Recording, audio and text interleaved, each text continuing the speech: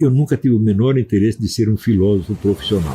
Em primeiro lugar, porque na carreira universitária eu não teria com quem conversar, porque os autores que eu estava lendo ninguém conhecia. Uma coisa é você fazer filosofia para você cumprir uma obrigação profissional. Outra coisa é você filosofar, como dizia Pascal, pour son propre salut, para a sua própria salvação. Então, esta é a única filosofia que serve. E isto não é uma coisa que se aprenda como disciplina escolar. Isto é uma disciplina de vida. Isto é uma norma moral.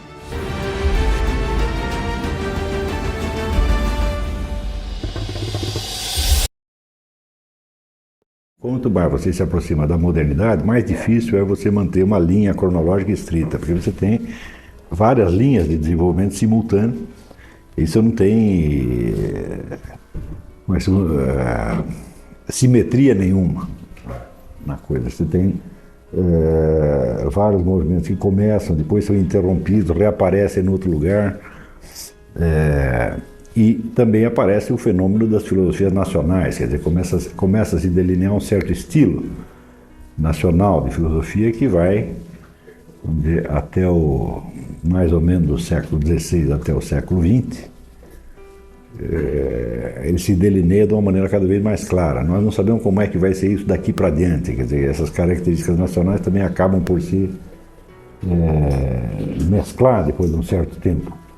Hoje em dia já não seria tão fácil você caracterizar nacionalmente, mas na primeira metade do século XX isso ainda era bastante nítido. Dentre essas tradições nacionais, tem uma que é particularmente interessante, não tanto, vamos dizer, pelo valor intrínseco dos filósofos que a compõem, mas pela grande influência que teve no mundo, que é justamente a filosofia anglo-saxônica.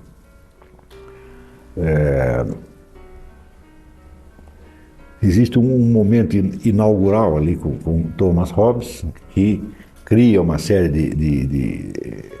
de problemas, entre os quais, de algum modo, nós ainda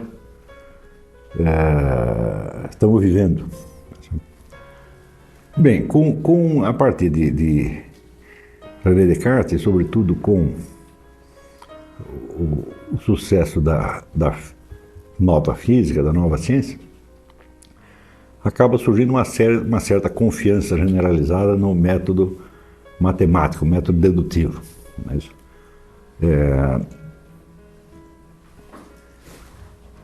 não só a confiança, vamos dizer, como método de investigação, mas de certo modo uma confiança de que o próprio mundo era constituído matematicamente. Galileu dizia que Deus escreve o universo em caracteres matemáticos.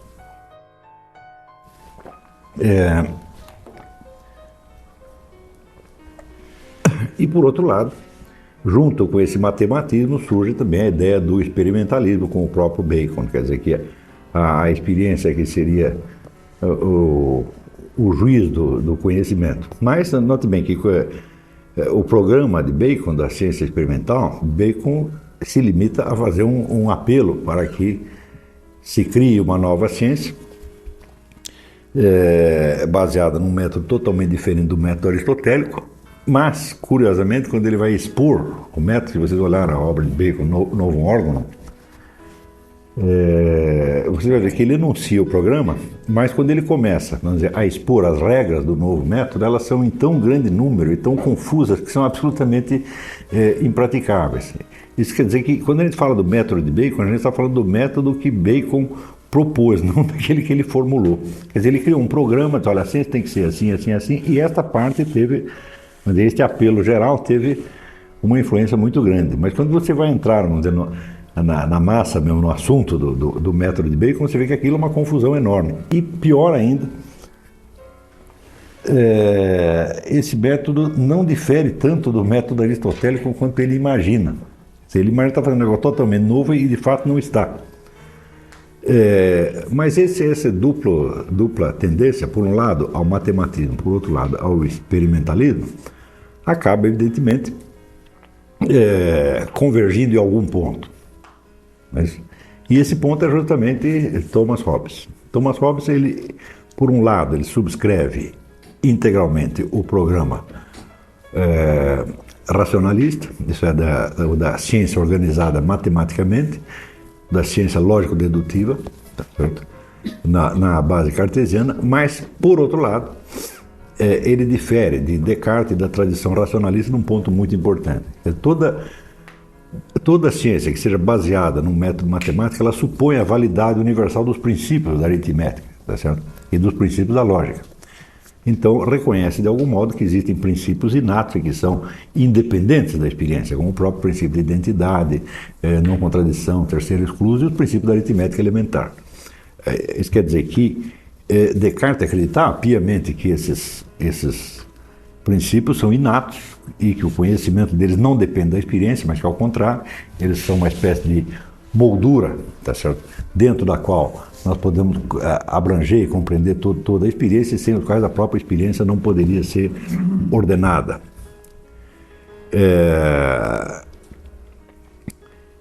E aí, a partir daí surge toda a discussão de se há ideias inatas ou não, e Thomas Hobbes chega à conclusão de que não há ideias inatas de maneira alguma, de que tudo vem da experiência. Então, por um lado, ele quer uma ciência que seja organizada de maneira dedutiva e matemática. Por outro lado, ele não acredita que haja princípios universais inatos, independentes da experiência. Ora, mas aí temos um imbróglio, né? Temos um problema. Hobbes, que não era nada burro, percebeu que havia um problema.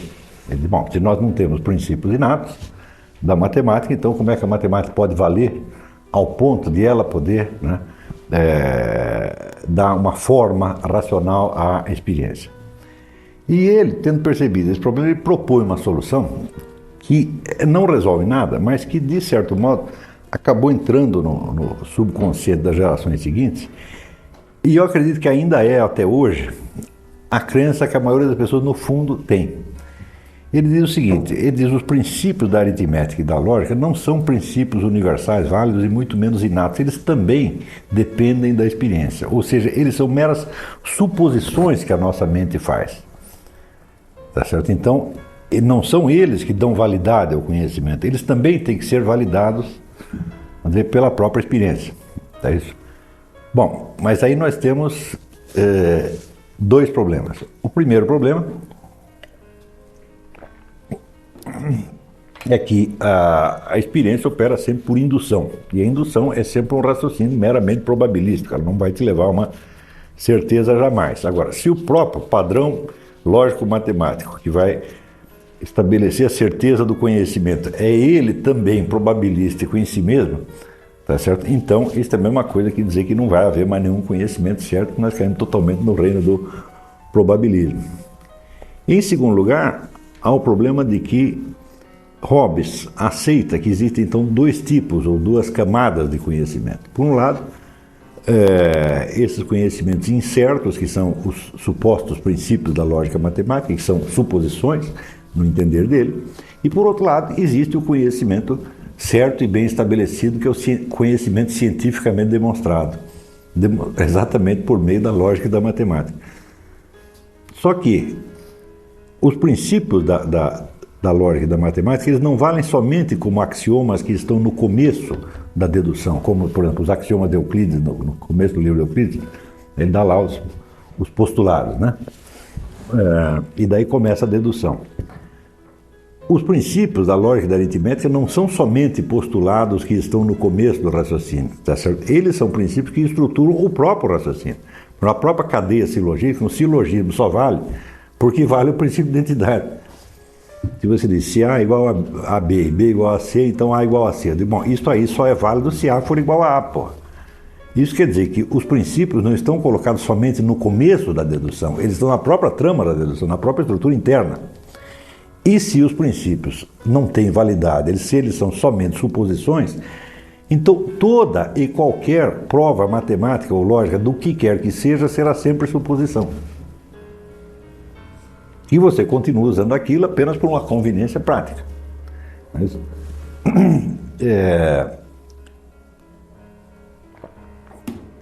e você acha que elas vão funcionar, mas você não acredita que são princípios universalmente válidos, ou pelo menos você não os espreme até o fim, tá certo? Para saber se são universalmente válidos ou se são meras suposições. Então, o Hobbes cria este procedimento circular, em que, vamos dizer, a validade dos princípios depende da experiência, a validade da experiência depende dos princípios. tá certo? E este tipo de confusão, esse tipo de circularidade, por incrível que pareça, na prática científica ele funciona, porque é exatamente assim. Uma coisa prova a outra, outra prova uma, né? E a questão mesmo da validade dos fundamentos não tem que ser colocada na prática. Então, nós podemos dizer que toda a classe científica mundial, no exercício da sua função prática, ela continua até hoje na incerteza dos princípios, mas continua usando os mesmos princípios, tá certo? Para dar validade à experiência e, por sua vez, a experiência, evidentemente, acaba sempre, de algum modo, comprovando, se não a validade, ao menos a eficácia dos princípios. E com isso se vai empurrando o lixo para baixo do tapete indefinidamente. Mas eu digo isso para vocês perceberem que nós somos até hoje mais hobbesianos do que nós mesmos imaginamos. Mas quando nós vemos esse grotesco rombo bem no meio da filosofia de Hobbes, nós começamos a observar uma certa característica, uma certa diferença constante entre as filosofias antigas e medievais por um lado e as filosofias modernas do outro. Quando você pega a filosofia de um Platão, de um Aristóteles, de São Tomás de Aquino, elas têm, evidentemente, uma quantidade de erros muito grande, mas a sua estrutura básica não contém nenhuma autocontradição e nenhuma absurdidade. Tá certo? E, nas modernas, praticamente todas elas têm uma contradição que está bem no centro. Quer dizer, tem uma absurdidade ali no meio que ela não resolve, que é jogada para baixo do tapete, mas a partir dessa absurdidade, o sujeito faz uma série de observações interessantes sobre uma infinidade de problemas em torno. Tá certo? Então, é como se nós disséssemos, a filosofia antiga, ela vale pela sua estrutura central, quer dizer, vale pelos seus princípios e pelo seu núcleo de significado, embora possa estar errado numa infinidade de detalhes. E a quase totalidade das filosofias modernas acontece exatamente o contrário. Dificilmente você encontra uma que se sustente interiormente como sistema e que não implique uma autocontradição grave desde o início. Autocontradição que nunca é apenas uma contradição lógica. A contradição lógica não é problema. Tá certo? A contradição lógica pode ser um simples erro de raciocínio que o sujeito cometeu ao enunciar uma coisa que em si mesma está perfeitamente verdadeira. Não? Eu estou falando, vamos dizer, de contradição estrutural mesmo, quer dizer, é como uma máquina que vai para frente e para trás ao mesmo tempo, então não sai do lugar. Quer dizer, quando eu enuncio esse problema em Hobbes, eu estou dizendo a filosofia de Hobbes não é praticável. Entendeu? Quer dizer, o que quer que você tente fazer com ela, ela não vai deixar você fazer. Se qualquer conhecimento que você tente validar pelo método de Hobbes será invalidado, ou pelo menos será posto entre parênteses eternamente. Então, quando a gente vê uma coisa desse tamanho, um problema dessas proporções, e vê que o indivíduo errou, né, já no primeiro passo que ele deu, quer dizer, o fundamento, né, cognitivo da filosofia dele já está errado, nós perguntamos como é possível isso, né? E ficaram todos idiotas de repente, né? O que aconteceu, né? Daí é que às vezes nós somos, vamos dizer, temos uma felicidade de perceber que, na verdade, esses princípios, vamos dizer, da teoria do conhecimento de Hobbes não estão, vamos dizer, na mente dele, colocados no fundamento do seu edifício, porque tudo o que Hobbes fez na vida, assim como todos os filósofos ingleses das gerações seguintes farão, será constatar uma situação em torno, uma situação sociopolítica e cultural intolerável e tentar oferecer uma solução para ela. Isso quer dizer que o vislumbre dessa solução, a proposta dessa solução, é a primeira coisa que eles pensaram. E depois, para tentar fundamentá-la, vão retornando desde da sua proposta política, tá certo? Até certos fundamentos filosóficos. Mas esses fundamentos filosóficos, então, não são verdadeiros fundamentos. Tá certo? É como se você colocasse o teto da casa e depois, bom, o teto não pode ficar sozinho, então tem que botar alguma coisa embaixo. Quer dizer, ele não constrói desde os fundamentos. Ele coloca uma finalidade, que no caso do raciocínio messiânico toma a forma de uma previsão, tá certo? Mas que não precisa necessariamente ser assim. Há uma proposta política, no caso do Hobbes, a proposta do Estado monárquico absoluto, que supostamente colocaria ordem, né, no caos da sociedade inglesa, dividida pelas guerras de religião, e após ter tido esta ideia, ele começa então a procurar fundamentos para ela. Agora, então quer dizer, os fundamentos não são, os fundamentos de teoria e conhecimento não são verdadeiros fundamentos, são pretextos colocados a posterior para legitimar uma ideia que já estava dada antes. Só que na hora da exposição não é assim que ele apresenta desde a teoria do conhecimento, passando pela teoria do homem, pela teoria da sociedade, até chegar na conclusão que é a proposta do Estado Leviatã. Tá certo? Então, essas filosofias são concebidas numa ordem e apresentadas em outra. Então, quer dizer, a sua verdadeira hierarquia está invertida. Ela só é colocada, vamos dizer, na ordem natural para fins de exposição. Saíram da retórica e foram para dialética em inglês. Não saberia dizer isso aí, se foi exatamente isso, mas... Não sei. Professor, Oi. elas não são mais a formulação de uma ideologia? Bom, podemos chamar de ideologia. É um problema, porque quer dizer, ideologia seria sempre um discurso pretextual oferecido por um certo grupo social. Mas Hobbes não era um grupo social. Nós não sabemos nem bem. Quer dizer, ele estava falando em nome de quem? Bom, ele mesmo não sabia. Ele teve uma ideia e a apresentou. A ideia dele acabou não prevalecendo. Acertando assim uma ideologia? Também a ideologia é uma coisa que se destina, vamos dizer, a ser compartilhada pelas massas. E não era a ideia dele essa. Quer dizer, uma ideologia é um discurso de segunda ordem oferecido, vamos dizer, como justificativa, essa é mais justificativa para fins de propaganda, de massa, e não é isso que ele está fazendo. Ele acredita que a solução que ele está oferecendo é científica. Só que ele a inventa primeiro e encontra os fundamentos depois. Tá certo? Então, isso quer dizer que a ordem lógica com que ele nos oferece a exposição dele no Leviatã, que vai desde a teoria do conhecimento até as consequências de ciência política, elas estão invertidas. E é isto mesmo que permite que aquilo que é apresentado como fundamento não tenha fundamento algum. Você está entendendo? E que, por outro lado, as conclusões a que ele chega e a sua proposta política tem um grande valor em si mesmo e deva ser julgada independentemente desses fundamentos que ele alegou. Está compreendendo? Por exemplo, as observações que ele faz, né, sobre o caos na sociedade, sobre o egoísmo dos seres humanos, etc., etc., e a necessidade de uma autoridade que unifique tudo aquilo. Bom, tudo isso é claro que tem algum fundamento, mas não precisa ser esse que ele disse. Isso quer dizer que a validade, ou utilidade ou não da proposta de Hobbes não depende das razões que ele alega para sustentá-la. E isso acontece por um motivo seguinte. Se a inspiração, a motivação imediata dessas 2 ou 3 gerações de pensadores ingleses foi de colocar ordem na sociedade, então, evidentemente, eles estão lidando com uma questão local e momentânea, com uma questão empírica, não com uma questão filosófica. Quer dizer, existe uma situação de fato e nós queremos resolvê-la. Tá certo?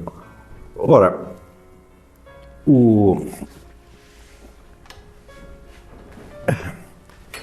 você vê que Platão, a motivação inicial de Platão também foi uma situação de fato. E uma situação até certo ponto parecida com a que Hobbes encontrou, pelo menos no sentido negativo da coisa. Ele viu a corrupção, a desordem, né, o caos mental, etc., etc., né, e a dificuldade de encontrar uma forma política boa para Atenas. Ele, enfim, ele encontrou também uma situação político-social que lhe parece repulsiva. Qual é a diferença da resposta que Platão oferece e da resposta que Hobbes oferece? Quando você vai ver, Platão acabou não oferecendo solução nenhuma para o problema grego. Mas ele, partindo da situação empírica,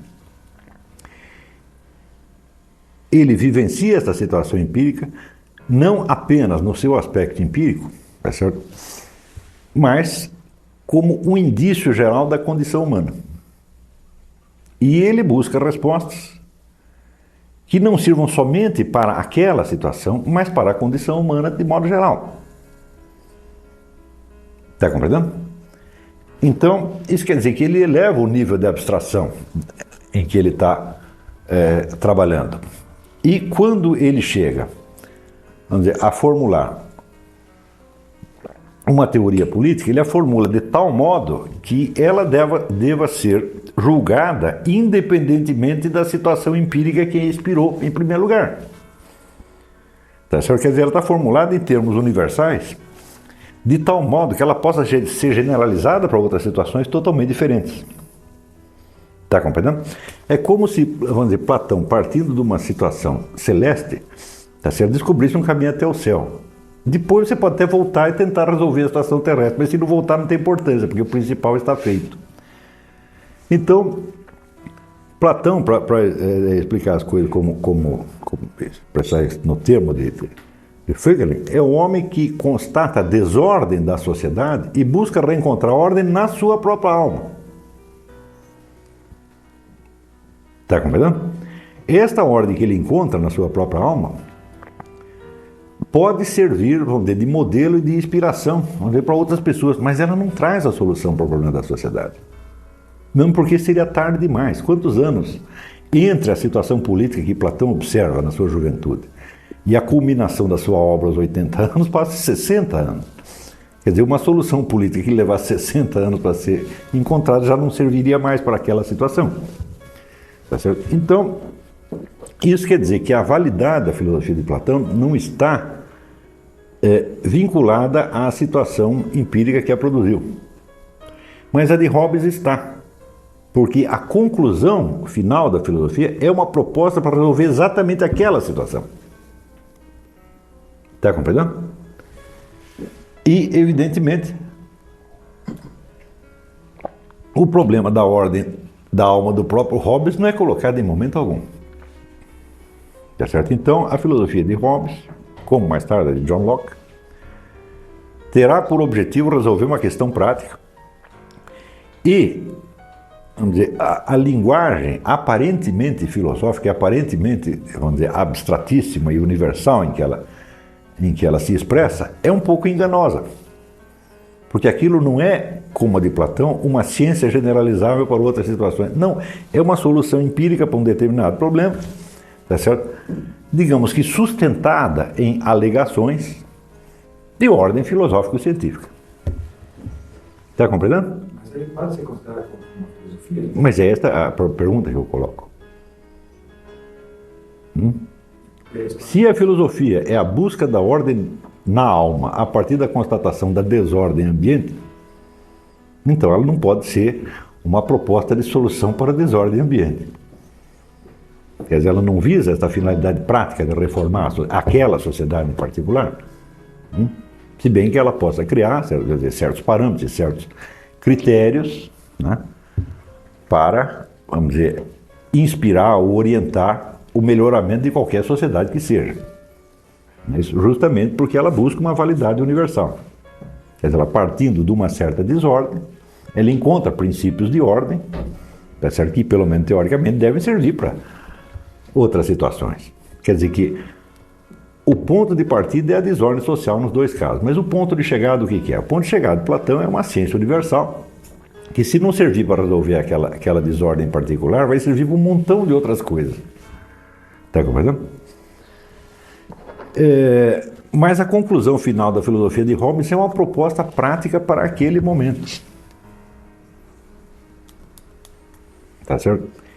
Veja, tanto Hobbes não está buscando uma ciência universal, que quando ele formula a teoria do Estado onipotente, do Estado Leviatã, ele diz que não é necessário que esse Leviatã se encarne numa pessoa. Pode ser uma comunidade.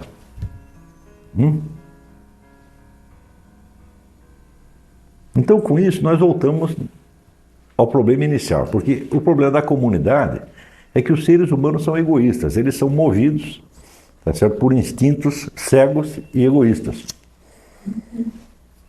Então, se alguém que percebe as coisas melhorzinho não lhes impõe uma ordem, eles se matam uns aos outros. Isso eu digo, bom, mas se o Leviatã, o Estado, o governante, pode ser não uma pessoa e sim uma comunidade, o que é que ele garante que dentro dessa comunidade você não vai ter o mesmo problema? Então quer dizer que o próprio conceito do Leviatã não é um conceito, o Leviatã é apenas uma impressão. Eu digo, mas afinal de contas, que modalidade de governo você está propondo? Você não está propondo nada, você diz apenas que tem que ter um governo forte, mas você não diz nada sobre como ele se compõe. Tanto você não sabe como ele se compõe, que você diz que ele pode ser composto de um ou de muitos. Está compreendendo? Então, digamos que a conclusão final da filosofia de Hobbes é esta: não vamos parar com essa bagunça e vamos botar a Inglaterra em ordem. Ponto final. Tá certo? Então, isto nem é uma ciência política e nem é uma filosofia. É uma proposta empírica para resolver uma situação empírica mediante uma série de argumentos que você tirou daqui ou de lá. Então, vamos destruir analiticamente a ordem de exposição em que Hobbes coloca os seus argumentos e vamos colocá-lo na ordem real. Então você tem um princípio que não é de ordem teorética, mas de ordem prática, não é isso? Que é o de que você tem que achar uma solução para aquele problema determinado. E em seguida você tem, hierarquicamente dispostos, né, os argumentos e pretextos que legitimam aquilo. Diga. Eu entendi por que não é filosofia, mas por que não é ciência política também? Não é porque ele não está usando um procedimento de generalização válido. Aliás, ele nem coloca o problema da generalização. Quer dizer, ele pega uma situação de fato e acredita que ela é universal em si. Mas tanto ela não era, tá certo, que tão logo se publicou Leviatã, apareceu um outro filósofo inglês chamado Herbert Schermerhorn e ele argumentou o seguinte: olha, se o ser humano fosse do jeito que você está dizendo, não teria jamais havido sociedade alguma. Mas acontece que junto com esses instintos malignos e egoístas existem outros instintos, de amor, de solidariedade, bondade, etc. Quer dizer, está tudo misturado. Eu digo, bom, esta é uma observação empírica mais válida. Os dois estão no plano da observação empírica. Empiricamente você constata que as pessoas são más. Eu digo, mas você pode generalizar? Não, porque às vezes você constata que elas são boas. Aliás, você mesmo. Se perguntasse, Thomas Hobbes, você escreveu o Leviatã por egoísmo? Diz, não, escrevi porque queria ajudar. Não é assim? Quer dizer, se todos são egoístas e canalhas, por que logo você não? É a paralaxe. Quer dizer, ele não poderia se analisar de acordo com a sua própria psicologia. Por quê? Porque ele fez uma psicologia moldada para descrever certos homens e certos grupos em particular e certas condutas em particular. Ela não tem, na verdade, ela tem só aparentemente a pretensão de ser uma ciência universal, mas na realidade ela não tem. Ela está descrevendo os políticos ingleses da época. Bom, a mesma coisa que você descreveu o parlamento hoje, se a sua visão da natureza humana for baseada no parlamento brasileiro, você vai chegar a um negócio absolutamente deplorável. Bom, mas fora dali até que tem pessoas boas, não é isso? Ele até poderia argumentar nessa questão que sim, ele fez a obra por egoísmo. Porque se a sociedade fosse melhor organizada, ele também poderia viver melhor, etc. Os objetivos... Bom, mas você... Tudo bem, mas esse seu egoísmo é tão... Veja, esse seu egoísmo, ele inventou um modo tão complexo de se realizar, por que em vez de reformar a sociedade inteira, você não mete a mão direto no dinheiro público, que é muito mais rápido? E outra observação. Quer dizer, que raio de egoísmo é esse? E se o seu egoísmo pode, por ser egoísmo, chegar a um bem comum da sociedade, então isso significa que o egoísmo pode gerar uma coisa boa e, portanto, as pessoas não são más em si. Bom, este é, como é que se diz, este problema do egoísmo e do altruísmo, que continuará existindo como um debate mais ou menos constante na filosofia anglo-saxônica até o século XX, a Ayn Rand, o objetivismo da Ayn Rand, ele surge exatamente aí no Hobbes. Então, o Hobbes observa as lideranças inglesas e diz, olha, aí ninguém presta. Isso aí é só cobiça, maldade, etc, etc. O homem é o lobo do homem, né? O lobo do homem. E isso cria uma impressão, uma fortíssima impressão. Tá certo? E ele expressa essa impressão no Leviatã. Ora, você expressar uma impressão não é filosofia de maneira alguma, essa é arte, essa é poesia. É a velha definição do Croce, né? Que é a poesia é expressão de impressões. Quando você expressa, aquilo parece ter uma universalidade, mas ela não tem uma universalidade no sentido da generalização científica. Tem a generalidade do típico. Quando você vê um personagem como Dom Quixote, você vê que aquele personagem, como descrição, tem um valor universal. Porque ele é típico. Mas não quer dizer que todos os homens sejam Dom Quixote. Está entendendo? Ou seja, ou você vai para o lado da generalização científica, ou você vai para o lado da tipificação. Você pode até usar cientificamente o método da tipificação, como fazia Weber no tipo ideal.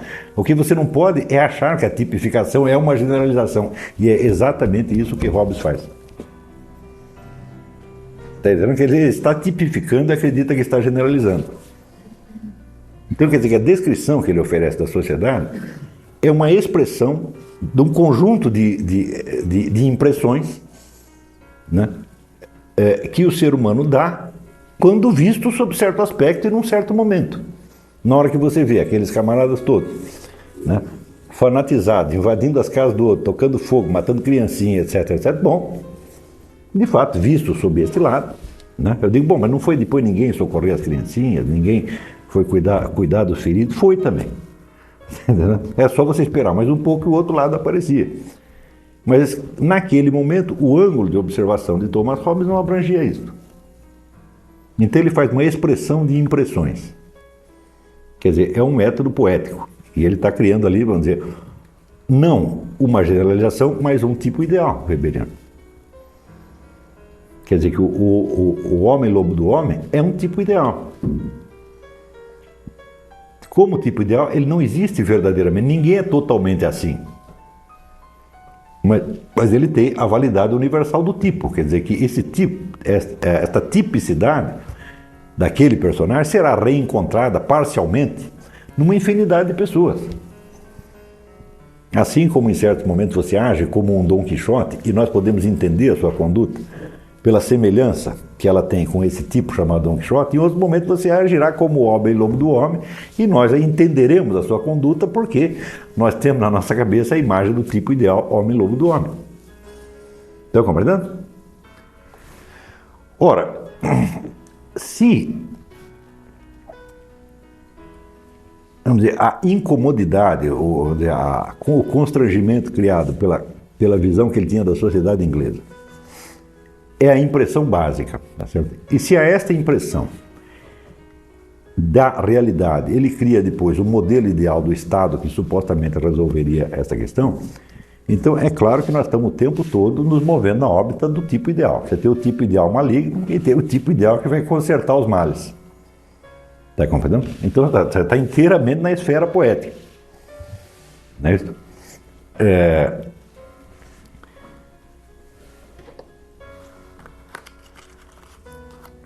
Ora, mas se você não quer apresentar isso como mera poesia, se você acredita que você é um cientista, e Hobbes acreditava que ele era um homem de ciência formidavelmente importante, ele acreditava que ele tinha feito descobertas incríveis em biologia, em matemática, nada, aquilo é tudo irrelevante.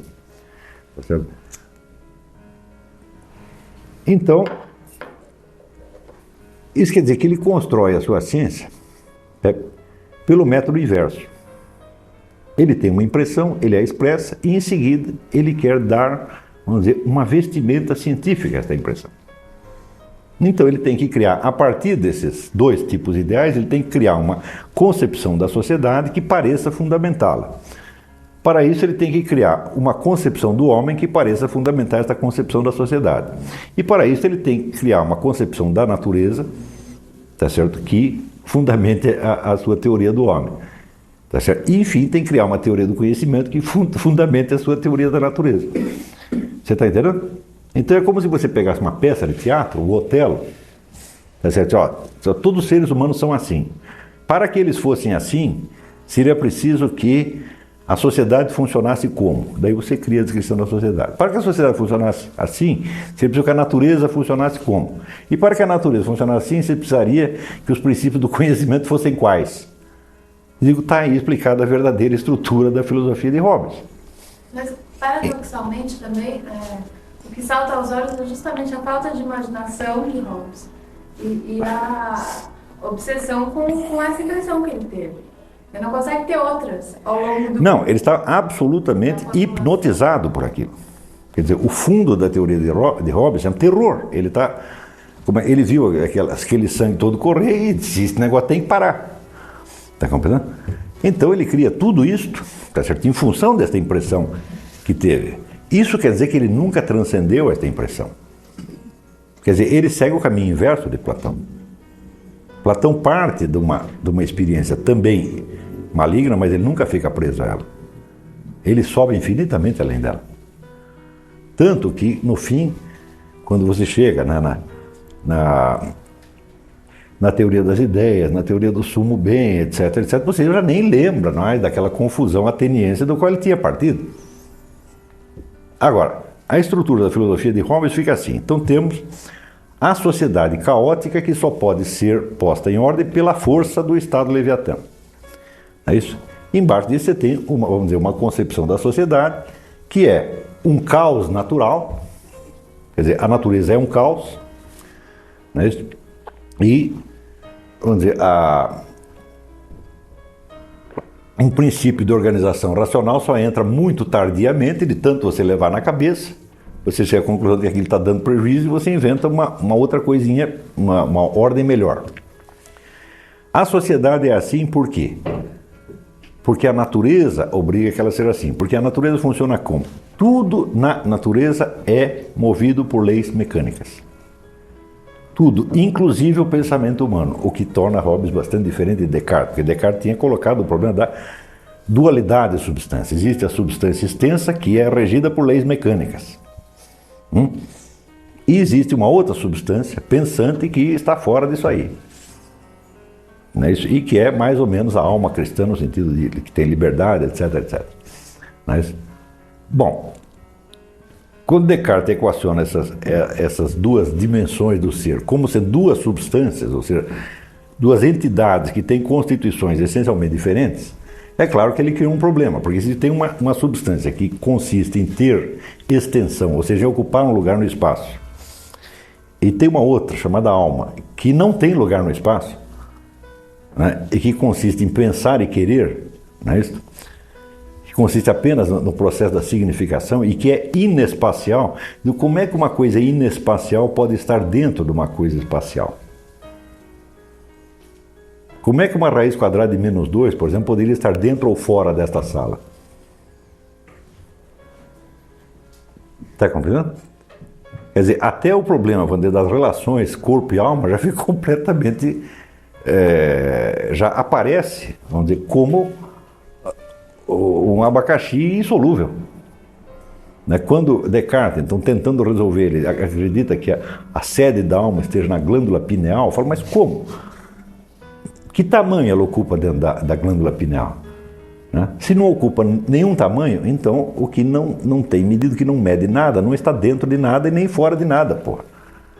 Quando Aristóteles diz que a alma é a forma do corpo, e com forma ele quer dizer não o formato externo, mas o seu princípio de funcionamento, ele quer dizer que a alma, vamos dizer, é o corpo na plenitude do seu exercício, portanto distinto do corpo morto.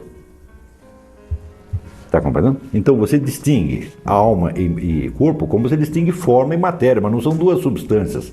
Não é ter uma substância material e uma substância formal. Não, são dois aspectos da mesma substância.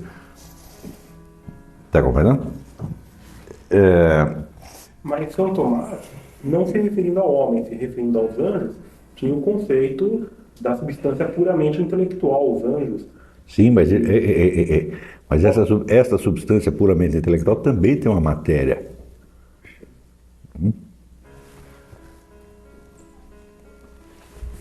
Bom, sim, tudo o que existe, vamos dizer, dentro da realidade, tá certo? Sem ser o próprio Deus, que não está dentro dela, né?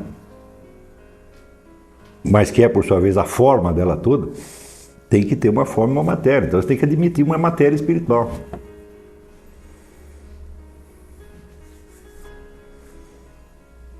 Quer dizer,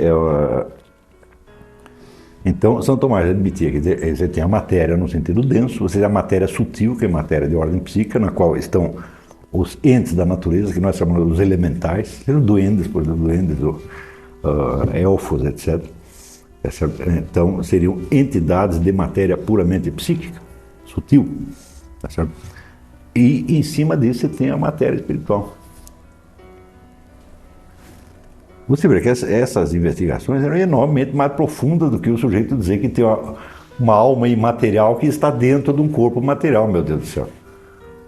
Isso é absolutamente pueril, né?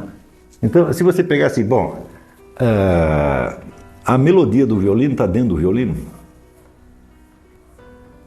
Ou está fora dele? Fala, não está nem dentro nem fora. Eu falei, ele é a função dele, o violino é exercício da sua função.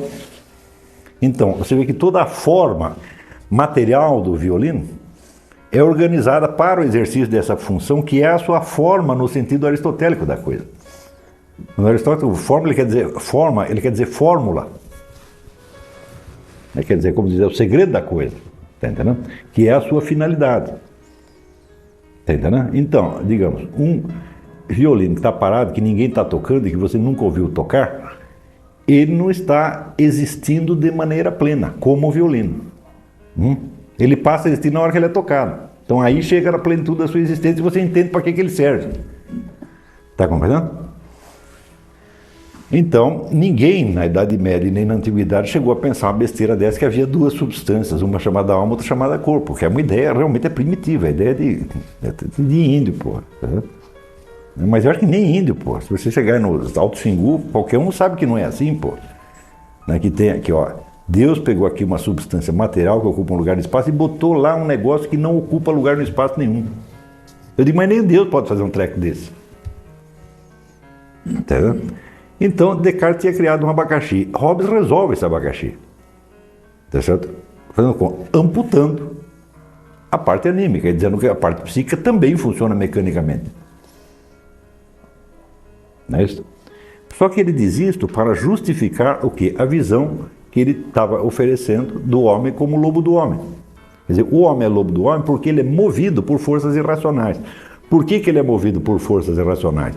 Porque ele é movido por forças cegas e mecânicas. Ele está sujeito à mecanicidade da causalidade natural. Então ele não faz o que ele quer, ele não faz o que ele pensa.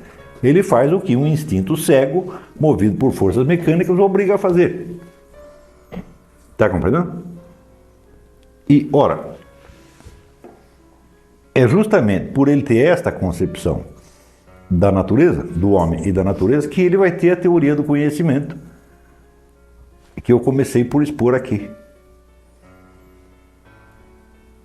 Por quê? Para descrever a natureza assim, bom, de fato você precisa de uma ciência que seja totalmente experimental. Mas você não pode aceitar a existência de princípios universais que independem da experiência, tá certo? Porque senão você teria que admitir a existência de uma armadura puramente formal e espiritual da realidade. Você não pode fazer porque você acabou de reduzir tudo à matéria. Quer dizer, o Hobbes é um materialista radical, tudo é matéria. Está entendendo? Então você vê que quando ele vai descendo das consequências para as premissas, não é isso? Eu digo, esta ordem de consequência à premissa é tal como aparece para nós, mas na verdade é a consequência última que é a premissa de tudo. Quer dizer, o estado Leviatã é a premissa de tudo. Entendeu? Quer dizer, a desordem em inglês e a solução, essas são as premissas da filosofia de Hobbes. Quer dizer, a motivação psicológica que produziu esta filosofia é a verdadeira premissa lógica dela. E a conclusão. E a sua conclusão também. E o resto é tudo um arranjo que o sujeito foi fazendo para justificar aquilo. Então, isso é a mesma coisa que dizer que não houve um verdadeiro esforço filosófico, no sentido tradicional. Está compreendendo? É como se dissesse, olha, o problema da ordem interna da alma de Thomas Hobbes não foi colocado, só foi colocado o problema da desordem inglesa. Está entendendo? Nós vamos observar a mesmíssima coisa depois em John Locke. Mas antes de entrar lá, veja que essa questão, por exemplo, do egoísmo e do altruísmo, ela entra em discussão precisamente nesse momento. No momento em que Hobbes enuncia que todos os homens são egoístas porque são movidos por instintos cegos, aparece alguém que é Herbert Sherwood dizendo exatamente o contrário. Não, existe isso aí, mas também existem os instintos bons, etc, etc. Depois aparece o conde de Shaftesbury, né, que descreve o homem como a mais sublime das criaturas, que tem emoções estéticas elevadíssimas, e da contemplação da beleza ele tira a ideia do bem, quer dizer, todo um platonista. Shaftesbury é uma espécie de platonista panteísta, porque para ele a contemplação da beleza da natureza, tá certo? Eleva o homem até as emoções mais nobres e sublimes, e daí fundamenta uma conduta bondosa, tá certo? E em resposta a Shaftesbury aparece o famoso Bernard de Mandeville com a Fábula das Abelhas. Dizendo, não é nada disso, né? As coisas funcionam justamente por causa do egoísmo. Quer dizer, ele, na verdade, ele contesta o Hobbes, e contesta o Shaftesbury, contesta o Herbert Sherwood, tudo junto. Porque Hobbes dizia que o egoísmo é um problema e é um mal, e que esse mal tem que ser remediado artificialmente. E o Mandeville, com a Fábula das Abelhas, diz, não, se cada um cuidar de si e pensar unicamente em si, o conjunto funcionará perfeitamente bem, não precisa o Estado leviatã. O liberalismo seria daí? Não inteiramente daí. Não existe liberalismo. Liberalismo não é um conceito científico. Liberalismo é um nome que é uma autodefinição que alguns grupos dão de si mesmos. Mas quando você vai ver, não tem unidade nenhuma, aquilo é um saco de gato. Quer dizer, alguns liberais se alegam, então, descendentes de Mandeville, não é isso? Mas outros não.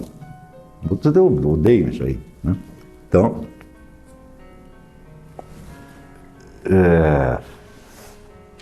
bom, então, com esses dados do problema, surge, então, aí a filosofia de Locke, que vai tentar dar uma ajeitada nessa coisa toda. Então, vamos dizer, partindo de certas exigências do senso comum inglês, tá certo? E propondo que, de fato, precisava um Estado para ordenar a coisa, mas que não podia ser uma tirania, tinha que ser uma monarquia constitucional, etc, etc. Tá certo? E, no caso de Locke,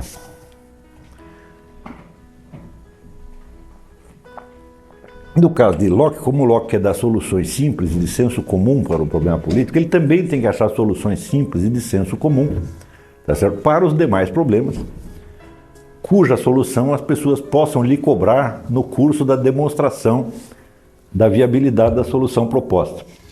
Então ele também cria uma teoria do conhecimento, tá certo? Que é para fundamentar a teoria dele, da monarquia constitucional, tá certo? E ele tinha duas ideias. Os objetivos dele, a primeira, a monarquia constitucional, e segundo, o cristianismo racional. Quer dizer, o cristianismo racional seria mais ou menos a ideia de que a fé pode afirmar alguma coisa que vá além do que a razão entende, mas não pode ir contra a razão. Tá certo? É um princípio que alguns escolásticos também subscreveriam, mas que ele apresenta lá ao modo dele.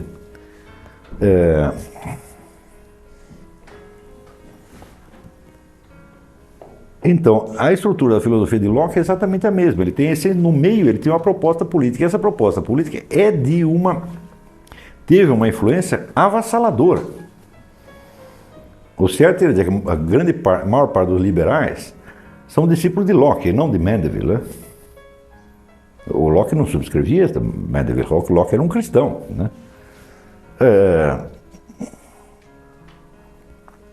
Mas acontece como esta filosofia é construída, vamos dizer, de cabeça para baixo, quer dizer que a solução final dos problemas é o primeiro item que ela encontra, e o resto vai ser no texto que ele vai emendando ali, como quem vai colando, né, os pedaços de uma casa que está caindo.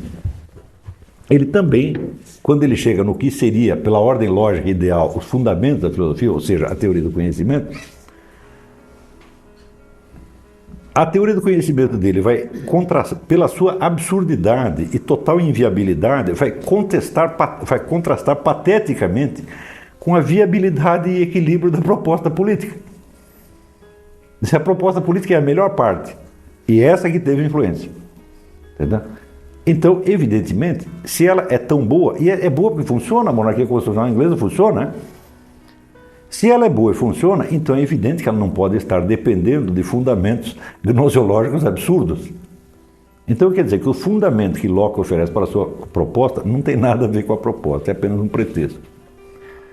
E ele chega à absurdidade. Mesma coisa que Hobbes. Hã?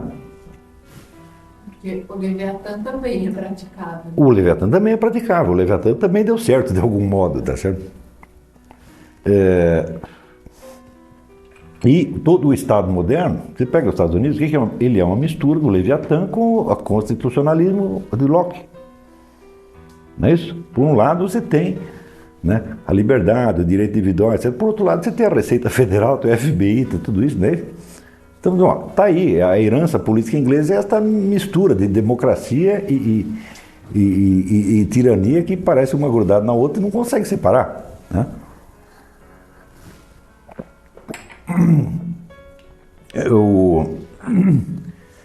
Quando Locke, então, chega na sua teoria do conhecimento, que ele nos oferecerá, nos apresentará como se fosse o fundamento filosófico da sua proposta, mas que, na verdade, eu creio que foi deduzida dela e deduzida de maneira muito mal feita,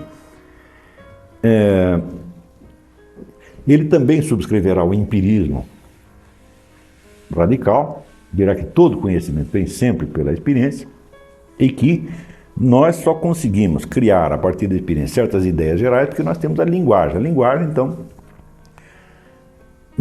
através dos nomes, ela nos permite agrupar várias impressões sensíveis, tá certo? E estabilizar certas identidades dos seres em torno, tá certo? Então, se todo conhecimento vem da experiência e se os nomes apenas aglomeram certas impressões constantes que nós temos, tá certo? Por exemplo, nós vemos que sempre que eu vejo uma pessoa, tá certo? Eu vejo a forma física dela é constante. E eu vejo que a voz dela também é constante. E a conduta dela também é constante. Então, criando, esse aqui é o fulaninho e não é o fulano. Quer dizer, essas várias características, elas nos objetos aparecem estáveis e constantes. Elas não ficam se trocando umas com as outras. Não aparece um sujeito com o corpo dele mesmo e a cabeça de outro, tá certo? Ou com a aparência dele e a voz do outro, tá certo? Ou com a sua própria voz e a conduta do outro. Isso não acontece. Então, este é o princípio de veracidade do conhecimento segundo Locke. É quando os nomes que nós damos às coisas coincidem, vamos dizer, com a estabilidade e constância das impressões. Por exemplo, quando nós dizemos que os leões são amarelos, tá certo? É porque essa cor do leão sempre vem junto com as demais características de leão. Onde tem um leão, ele ruge, ele tem dente, tem garra, etc. Ele tem pelo assim, assim, assim, e é amarelo. Ele não é verde, ele não é malhado, tá entendendo? Então, se dizemos que o leão é amarelo, isto é verdade, por quê? Porque a cor amarela vem, nas minhas impressões, vem junto com, vamos dizer, as demais impressões que compõem a estabilidade da figura chamada leão. Então, o princípio de veracidade das proposições é a sua coincidência, tá certo? Com a estabilidade das impressões. Mas acontece o seguinte, onde aparecem os nomes? Na nossa mente. Né? São coisas que nós pensamos, são ideias. E as sensações e impressões também são coisas que se passam em nós. Ora, se o princípio de veracidade dos juízos é, vamos dizer, a coincidência entre uma ideia e impressão, o que nós vamos fazer não com os juízos que afirmam certas propriedades, que afirmam certos predicados de certos entes, mas com os juízos de pura existência?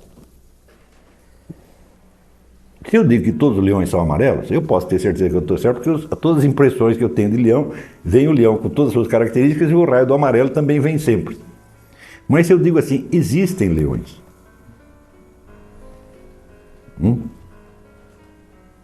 Ou existe Deus, ou existe John Locke. Qual seria o princípio de validade dos juízos existenciais? Então Locke diz o seguinte, vamos dizer, um juízo que atribui apenas vamos dizer, um predicado qualitativo, tá certo? Ele é verdadeiro quando ele atribui a um objeto uma qualidade que sempre vem junto com os demais objetos que aparecem na percepção. Porém, um juízo de existência, para ele ser verdadeiro, não basta ele combinar com uma impressão. Ele tem que combinar com a realidade exterior. Mas de onde você tirou esse raio de realidade exterior? Se tudo que nós temos são impressões, é tudo estado subjetivo. Então, Locke tira da cartola a tal da realidade exterior, assim como Descartes, no aperto, ele tira a noção de Deus. Então, é claro que ele está remendando. Está entendendo? E por que ele está remendando? Eu digo, bom, se na apresentação das conclusões práticas ele é tão racional, tão equilibrado, tão sensato, por que ele vai ser tão insensato justamente nos fundamentos? É porque não são fundamentos. Está entendendo? Está invertido isso aí. O fundamento dessas filosofias não é um fundamento teorético, é um fundamento volitivo e prático, é algo que o sujeito quer realizar. Está compreendendo? Então, se você tomou uma decisão, depois você argumenta em favor dela. Você está realmente no terreno da retórica. A estrutura dessas filosofias é retórica. Está entendendo? Um projeto político. É um projeto político. E o projeto político pode ser bom ou mau em si, independente dos fundamentos alegados. Quer dizer, eu aqui pensando, eu digo, bom, se eu quero justificar a monarquia constitucional inglesa, eu posso justificá-la usando, sei lá, a Bíblia, o cristianismo, Aristóteles, tipo de... O negócio funciona. Se funciona é porque é bom. Se é bom é porque está encaixado na realidade. Então deve haver um princípio qualquer de equilíbrio ou de inserção deste sistema político na realidade. Será que eu preciso conhecer este princípio para que ele funcione? Eu falo, claro que não. Tem tanta coisa que funciona e a gente não sabe por quê. Aliás, nós mesmos, né? Não é isso? Desde que você nasce, seu corpo começa a funcionar. Isso quer dizer que você conhecia toda a fisiologia, a anatomia? Claro que não. Está entendendo? Então, o sistema constitucional britânico, ele é uma realidade, ele é um fenômeno. E o funcionamento dele também é. Isso quer dizer que mesmo que eu não tenha uma teoria para explicá-lo, ele vai continuar funcionando. E a teoria, bom, agora nós podemos levantar esta outra discussão. Por que funciona? Tá certo?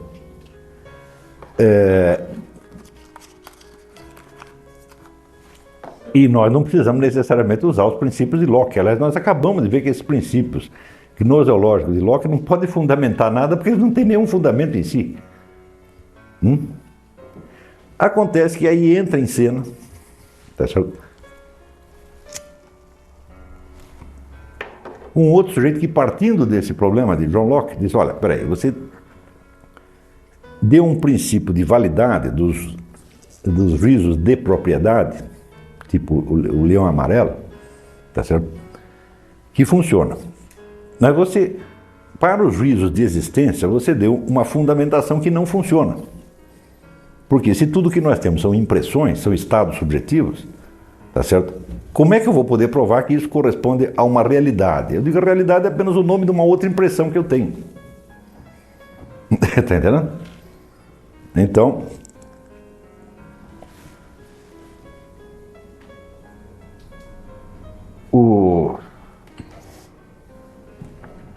então aí aparece um outro sujeito que era de todos eles, talvez o único filosoficamente dotado mesmo, que era George Berkeley.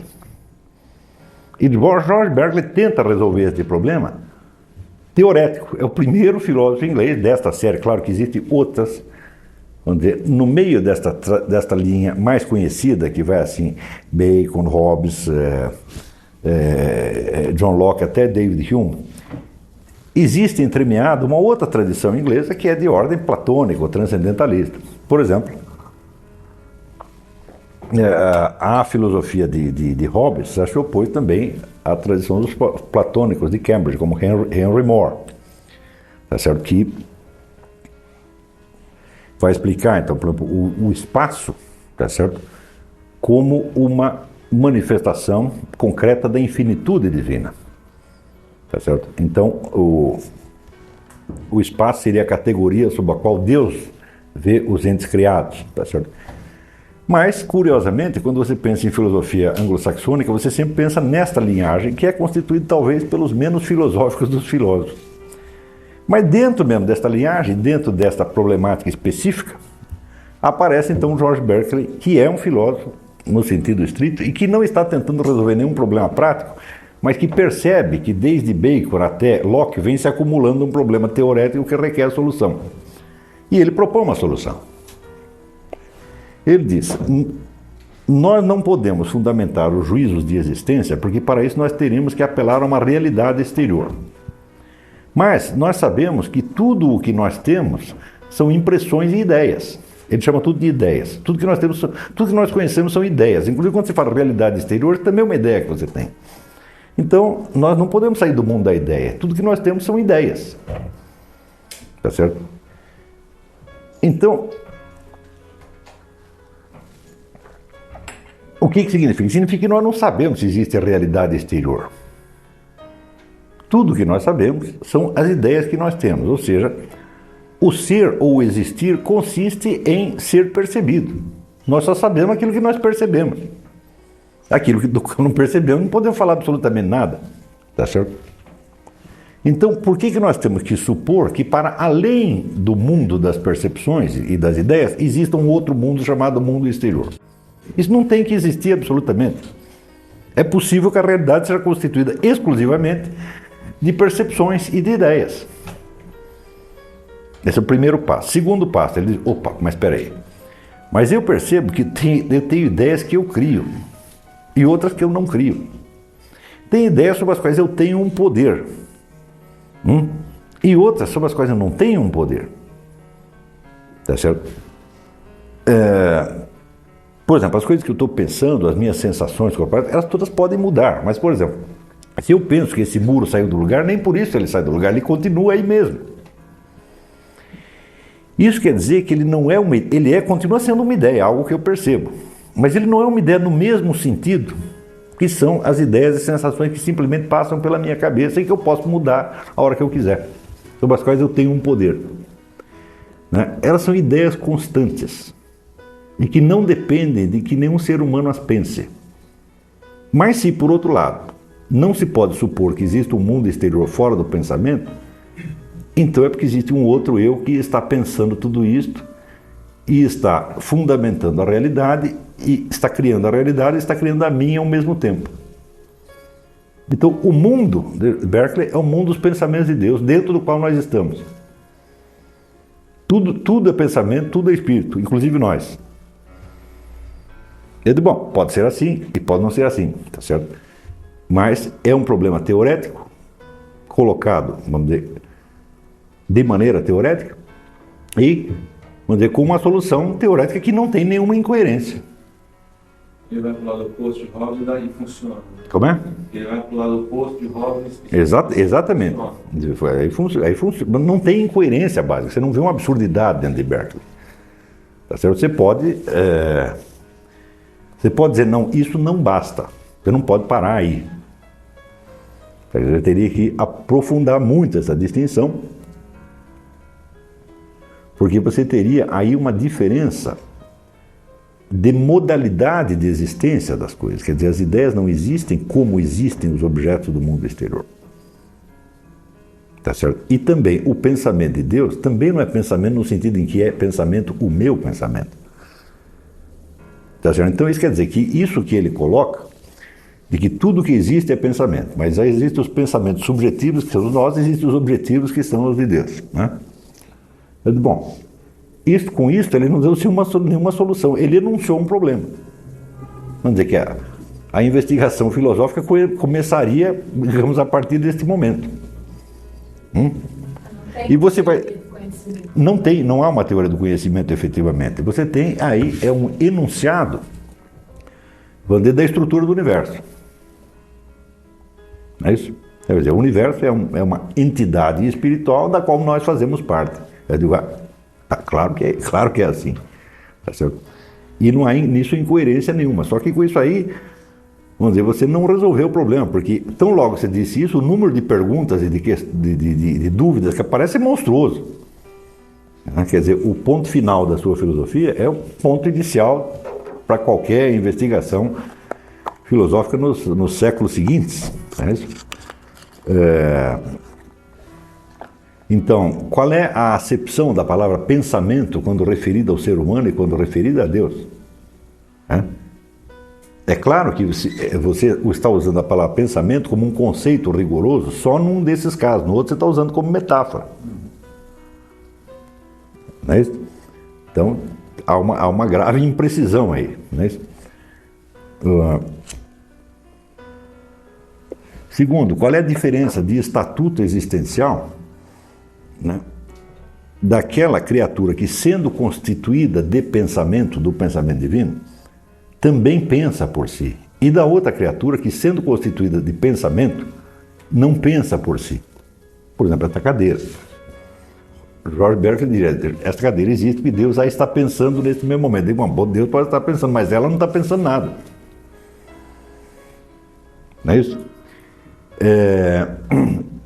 Em segundo lugar, Deus colocou essas entidades todas, umas em face das outras, e elas têm relações que não são simétricas.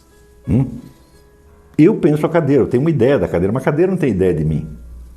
Como é que é isso? Como é que se articula a relação sujeito-objeto? Tá certo? Então, o problema da filosofia de Berkeley é que ela é demasiado sumária.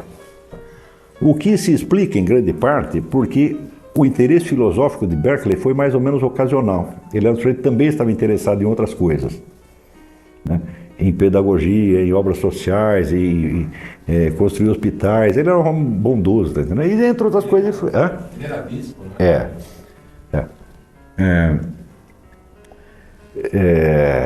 E lá pelas tantas ele pegou um problema teorético e o resolveu, mas ele nunca tentou articular muito uma coisa com outra, tá entendendo? Então ele não tinha uma proposta, não é como Hobbes ou Locke tem uma proposta política e tal, e tenta articular uma explicação para... Não, uma coisa não tem nada a ver com o outro. Por outro lado, um lado tem a sua vida de cristão e tal, e por outro lado tem a sua filosofia. Essa filosofia é pequena, mas ela é valiosa. Sobretudo por ser, vamos dizer, uma tentativa séria de colocação de problemas teoréticos. O capitalismo vai ser pensado pela primeira vez por Adam Smith, não é isso? Um pouco pelos escolásticos espanhóis e portugueses, mas muito tempo depois dele existir. Quer dizer, o capitalismo é um fato histórico, ele aconteceu. É assim como a monarquia constitucional inglesa. Bom, ela apareceu, ela se formou aos trancos e barrancos, nem sabia direito como. Né? A explicação que John Locke dá dela pode ser totalmente falsa, mas isso não faz com que a própria monarquia constitucional seja falsa. Quer dizer, é uma coisa que existe e que funciona, ainda que a gente não saiba como. Entendeu? Então, é isso aí que a gente tem que insistir. Não existe ideologia capitalista. Existe um milhão de ideologias contraditórias entre si. Se nenhuma delas funcionar, bom, isso não tem nada a ver com o capitalismo. Esse é como o sujeito que inventou a máquina a vapor, Watt, ele tinha uma teoria completamente errada a respeito. Não obstante, a máquina funcionava. Quer dizer que, veja... É mais arte que ciência. De certo modo, sim. Na verdade, não é nem arte em si, é técnica. A técnica é um conjunto de conhecimentos, conjunto heterogêneo de conhecimentos, que só são unificados em vista de um fim. São conhecimentos que não têm conexão lógica entre si. Está entendendo? Então, eu digo, bom, por exemplo, se você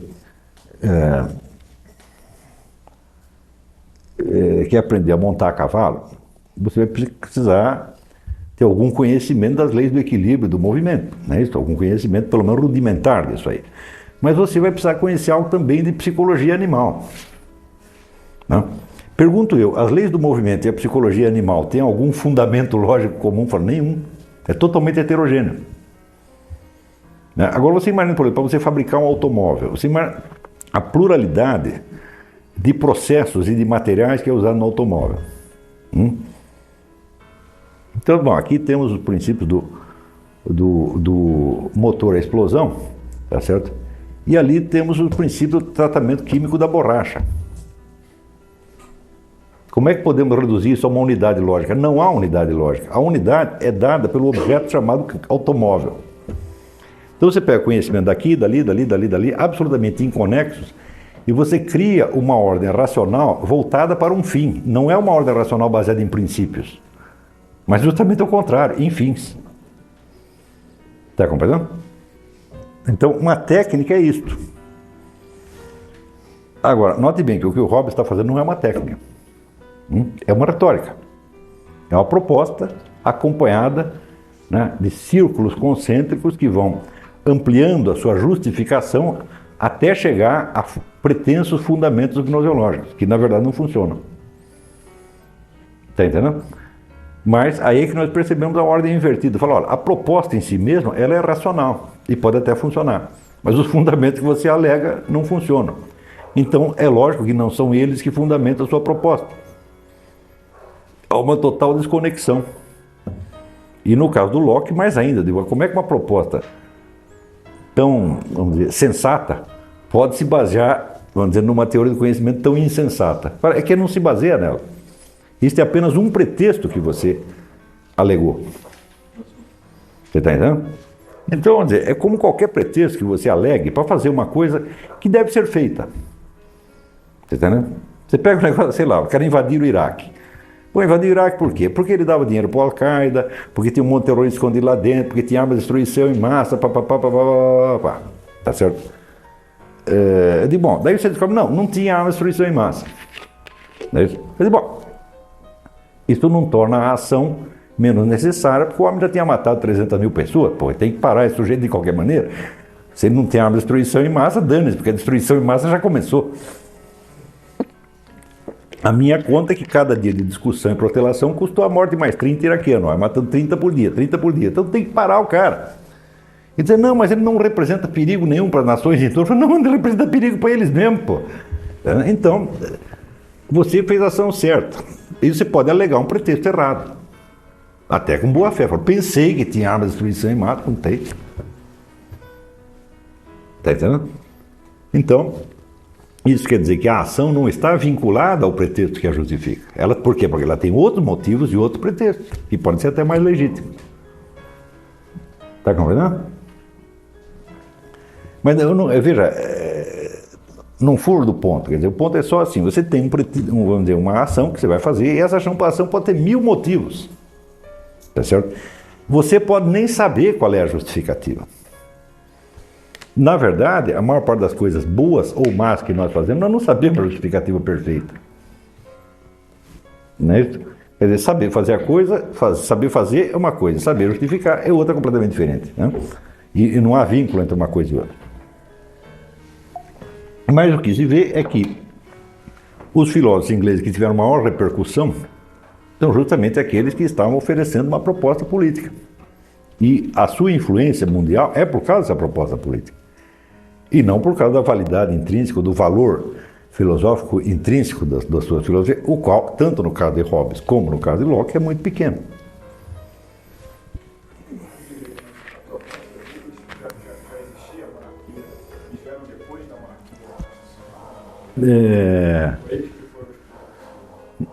Não, no tempo de Locke já estava a coisa em adiantado estado de formação, tá certo? E já tinha uma tradição anterior, né, que já vinha desde a primeira Revolução Inglesa. Quer dizer, era uma tendência para organizar as coisas nesse sentido, já havia. Tá certo? Então, de certo modo, o que Locke estava propondo era uma coisa que soava mais ou menos familiar, né, aos ingleses. O fato dele conciliar também essa doutrina liberal e o empirismo com o cristianismo, conciliado lá do jeito dele, também parecia ótimo, porque estava todo mundo cansado de guerra, ninguém queria mais discussão religiosa ali, entendeu? Os puritanos já tinham ido embora, que eram os caras que tinham feito a revolução, matado o rei, eles já aquilo tudo tinha desmantelado, eles tinham tudo fugido para os Estados Unidos. Então ninguém queria mais confusão. Então qualquer coisa que você dissesse para botar em ordem e apaziguar, eu acho que soava bem. E acho que a popularidade de Locke vem justamente daí. Ele disse o que as pessoas estavam querendo ouvir. Tá certo? Mas acontece o seguinte, e o ponto central de toda essa discussão é este aqui. O sujeito que está propondo uma solução para um problema prático e depois remendando uma série de argumentos em favor dela, definitivamente não está filosofando, embora esteja lidando com conceitos filosóficos. Tá certo? Isso quer dizer que a ocupação dele é, de certo modo, inversa do filósofo. O filósofo está pouco se lixando se aquilo que ele está descobrindo será útil para aquela situação em particular ou para aquela geração em particular.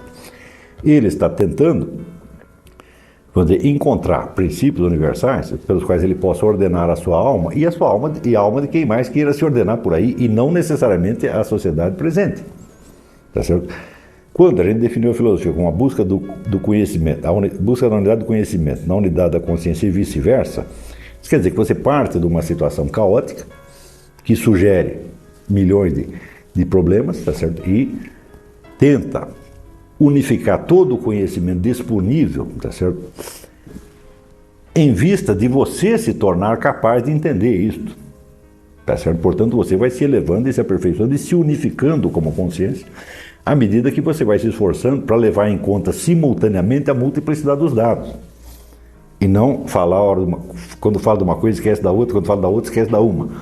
Tá certo? Não, você está, de certo modo, tentando prestar contas da totalidade do conhecimento disponível em face da totalidade dos problemas disponíveis.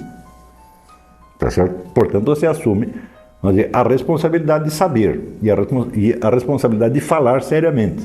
Não é isso? Mas você não tem a responsabilidade de reformar a sociedade. Quer dizer, a sua responsabilidade vamos dizer, com o discurso filosófico e com, vamos dizer, o aperfeiçoamento da sua própria alma na medida em que se esforça para ser uma consciência abrangente, responsável por si mesma. Quer dizer, uma consciência que não pode, assim, ora dizer uma coisa, ora dizer outra, que não tem nada que ver. Tem que ter uma transição, uma justificação, quer dizer, a filosofia é essencialmente um discurso justificado e fundamentado, tá certo? Ou seja, é uma tentativa de discurso honesto. Esse discurso honesto, primeiro você tem que ter honesto consigo mesmo, quer dizer, antes de denunciar em voz alta, tem que ter confessado em si mesmo, em voz baixa, as coisas que você sabe. Quer dizer, admitir o que sabe, no sentido de Platão, verdade conhecida e verdade obedecida. Então, existe todo, vamos dizer, um autoaperfeiçoamento do filósofo, progressivo, problemático, difícil, tá certo? Falível, mas que é o próprio caminhada da busca da unidade do conhecimento na unidade da consciência, a qual reverterá, por sua vez, sobre a unidade do conhecimento. Tá certo? O que tem isso a ver com a solução, tá certo, de um problema de caos social imediato? Nada.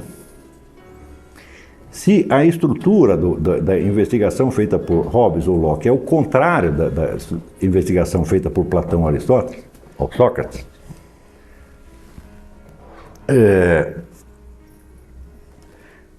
então,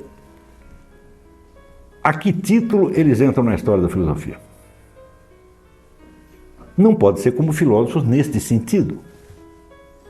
E sim, você vai ter que ir junto com o conceito de filósofo, você vai ter que pôr um segundo conceito, é o filósofo linha.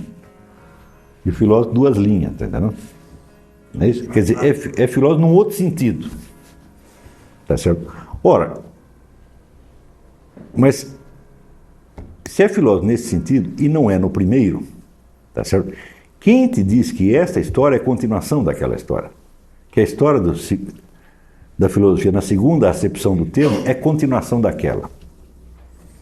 Ela é simplesmente a inauguração de uma outra coisa, que vai numa direção completamente diferente, com outro interesse completamente diferente. E assim por diante. Novos interesses vão aparecendo, tá certo? Os quais às vezes divergem fundamentalmente e antagonicamente da definição inicial de filosofia.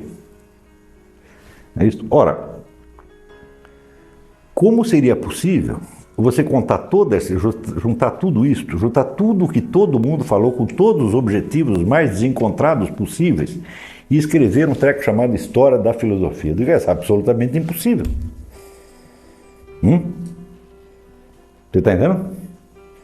Então, por exemplo,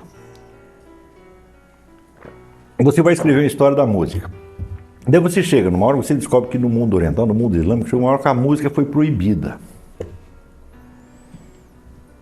Como a música foi proibida, onde não existe música religiosa, então inventaram um substitutivo que é essa recitação do Corão. Né? Esses camaradas ficam no alto da mesquita, chamando os caras para prece, e que aprendem a recitar o Corão inteiro, E aquilo é meio musicado, mas não é música. Por sua vez, essa recitação influencia os próprios músicos, que a imitam de algum modo. E, por outro lado, aparecem formas de música que são tocadas apenas em recinto fechado para os místicos, para induzi-los a estados místicos, que estão nas tarikas, nas ordens sufis, etc. Existe uma música sufi, que é para fins técnicos de meditação deles.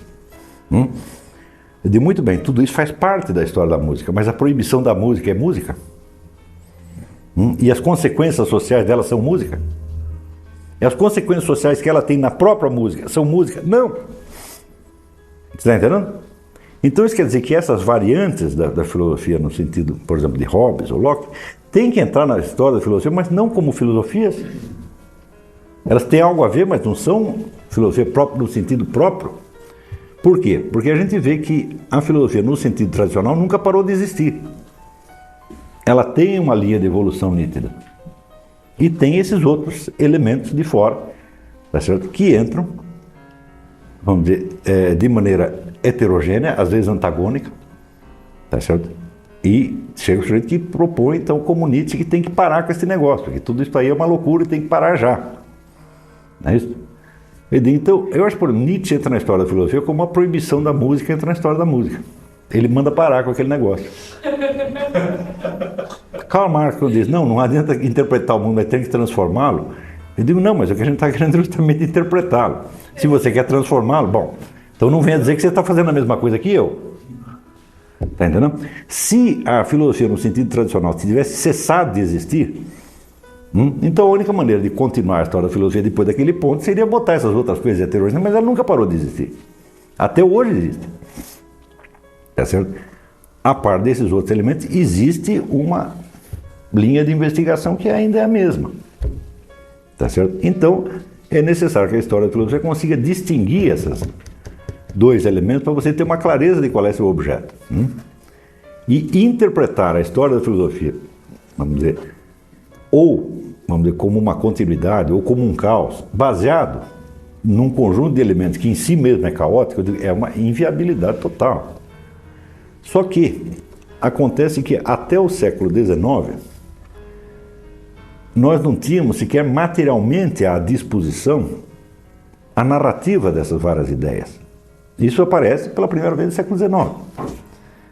No século XIX, você tem pela primeira vez histórias da filosofia no sentido quantitativo, que diz, olha, em tudo que existe nessa área aí, seja bom, seja ruim, seja filosofia em sentido estrito, seja em sentido A, B, C, D, está tudo aqui.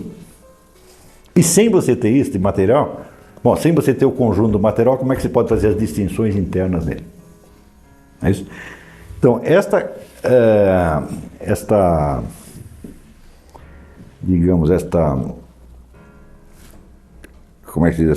reunião do material todo foi sobretudo obra dos historiadores alemães da filosofia, no século XIX.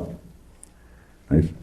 Então, são livros assim, de um poder e de uma abrangência que você fica louco. Quando você pega os grandes historiadores da filosofia do século XIX, Zeller, Gompers, Überweg, eles são citados em todas as histórias da filosofia que vêm depois. São citados no Giovanni Reale, são citados no Coppola, todo mundo o cita. Né? Mas quando então você acredita que, de certo modo, o que eles tinham a fazer já foi bem feito, quer dizer, já documentaram tudo, então daí para dentro os historiadores podem trabalhar em cima disso. Mas quando você não os vê somente pelas suas citações, mas você vai diretamente à obra deles, você vê que aquilo é um manancial inesgotável. Vamos dizer que, de certo modo, eles criaram as bases para um trabalho que ainda nem foi feito. Que é justamente esse, agora que quantitativamente você tem a abrangência toda e você sabe realmente o que se passou, quer dizer, tem o conjunto dos fatos, bom, aí nós podemos começar a trabalhar em cima.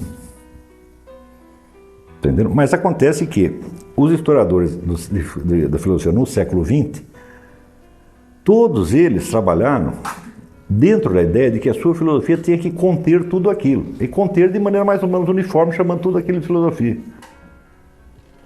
Tá entendendo? E eu digo, e este é o pior aproveitamento possível que se pode fazer do material colhido por esses alemães.